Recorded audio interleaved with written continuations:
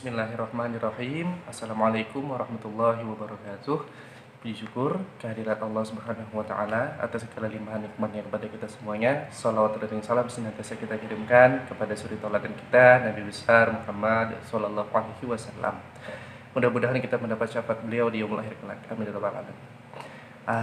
Di video kali ini kita akan membahas tentang pembagian sifat-sifat Allah ya. Jadi dalam kajian sifat 20 itu pembagian yang paling umum kita menemukan ada 4 klasifikasi.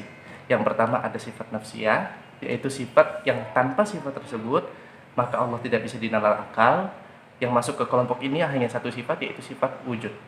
Kemudian ada sifat yang disebut dengan sifat salbiyah, yaitu sifat-sifat yang menegasikan hal yang tidak layak bagi Allah, yaitu ada qidam, baqa, mukhallafatuhu lil hawadithi, qiyamuhu bi nafsihi, dan juga wahdaniyah. Jadi ada 5 sifat ya.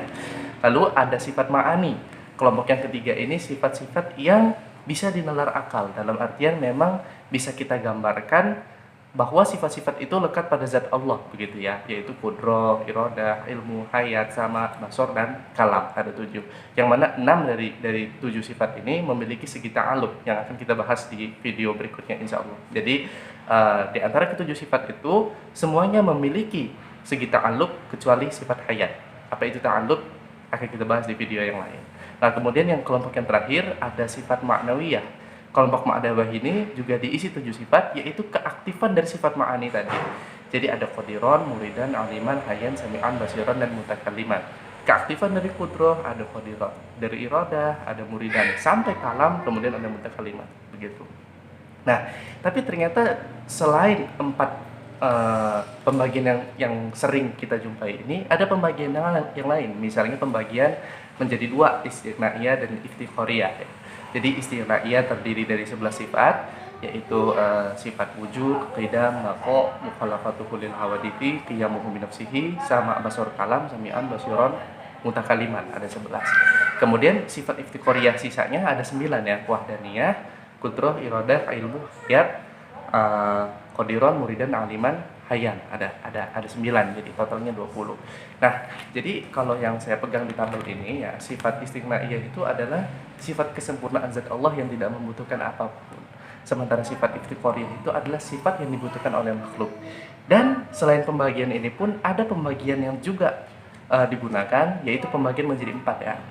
Saya buka di sini ada menjadi kamal, jalal, jamal, dan qahar. Jadi yang masuk ke sifat kamal ini ada 5 sifat: wujud, qidam, baqa, mukhallafatuhu lil hawadithi, dan juga qiyamuhu bi nafsihi. Lalu ada sifat qahar. Sifat qahar ini yang masuk ke sini ada wahdaniyah, kemudian qadiron, muridan, aliman, dan hayyan. Lalu sifat jalal. Sifat jalal ini ada 5 juga ya. Dari qudrah, iradah, ilmu, hayat. Oh iya, ada 4. Qudrah, iradah, ilmu, hayat. Kemudian sifat jamalnya ada 6. Sami'an, basiron, mutakalliman, sama, basar, kalam. Jadi total ada 20. Nah, di sini kita baca keterangannya bahwa sifat kamal itu adalah sifat kesempurnaan yang hanya dimiliki Allah dan tidak dimiliki makhluk. Yang tadi ya. Kemudian sifat jalal adalah sifat kebesaran dan keesaan Allah. Lalu sifat jamal itu sifat yang menegasikan kekurangan bagi Allah. Dan yang terakhir, qahar itu sifat keperkasaan dan kegigahan Allah.